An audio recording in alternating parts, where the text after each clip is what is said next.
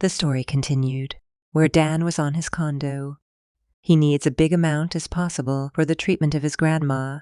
He have nowhere else to lean on except Joo Jaekyung. He couldn't believe Dan was there. For how many calls? But no answers. He wasn't expecting that. The door was open while Joo Jaekyung was sitting on the sofa waiting for him to enter. I must have called you 1,000 times and you didn't pick up once. What could possibly be going on in that pretty little head of yours that would bring you to my door? He said. I needed to make completely sure about the job. You're not hiring me as your physical therapist, are you?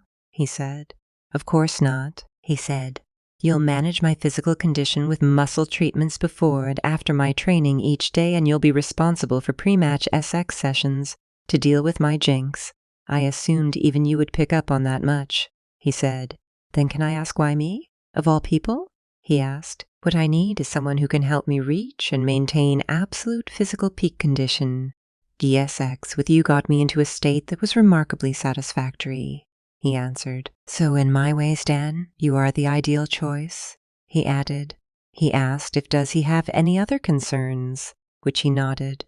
I want money more than you offered me. He needed a huge amount of money for his grandma's treatment. It might be double or triple amount of what the doctor says. He loves his grandma more than himself. You offered me $4,000. I want $10,000 more on top of that. Make it $14,000 a month? If you can do that, I'll sign, he said. So it was just the money after all, he said. Makes sense. I mean, this is the same guy who raced over her that night the second he heard $5,000, he said. All right, I'll meet your terms. But I have one more of my own, he said. Whether I have a fight coming up or not, no matter the time or place, you'll spread your legs for me when I say so. You can do that, right? He said. He agreed. I can do this. I knew what I was getting myself into. Dan in mind. Then we have a deal, Jaekyung said. He crashed him into the floor and demanded what he wants since he was being paid that amount. He was forced by him. At the gym he was asking it again. He was struggling. He suddenly punched him on his jaw. Jaekyung was speechless. What is he going to do now? He made him angry. He was trembling in fear. He couldn't believe he was just took a hit from an actual featherweight. It's been a while since anyone's clocked him in the jaw. Since, he agreed, what's his condition? He have nothing to do but to obey. But since they were in the public bathroom, he's afraid of being caught by others. But it's too late. 2 persons enters the public bathroom. They ask permission to Joo Jaekyung if they can also use the shower, since Joo Jaekyung doesn't like sharing the shower room with others. Since Dan doesn't like that, it makes him excited even more. He switched the shower on and agreed what his co-fighters asked. Water poured all over his body, while paying attention not to make any sounds, to not be suspicious to them. The day he went to the gym, he was given his physical therapist uniform, shade of blue color, which he likes it.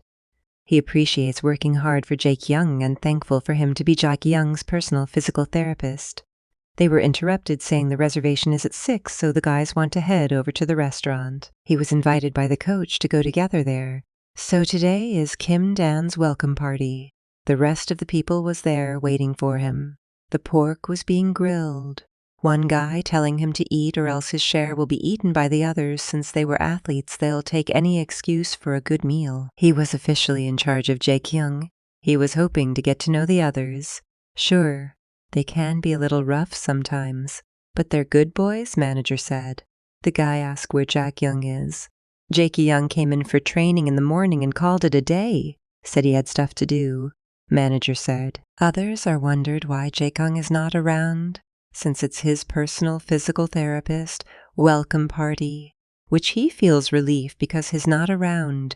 It's not like seeing his face would remind him of anything good. After all, he was thankful that nobody caught them that day.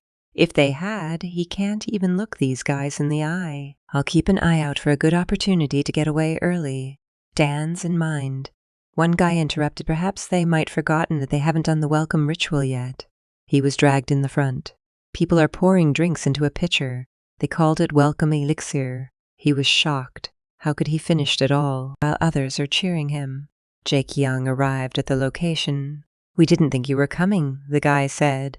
I wasn't, but none of you remembered to bring the company card, he said in an angry voice. They were right in the middle of the welcome ritual. What is he going to do? He was there. He took a bottle of drink and filled up the pitcher. Although I don't know if you're going to be able to drink all this, Doc, he said. After all, you're so delicate, which makes him flustered till he finished the one pitcher.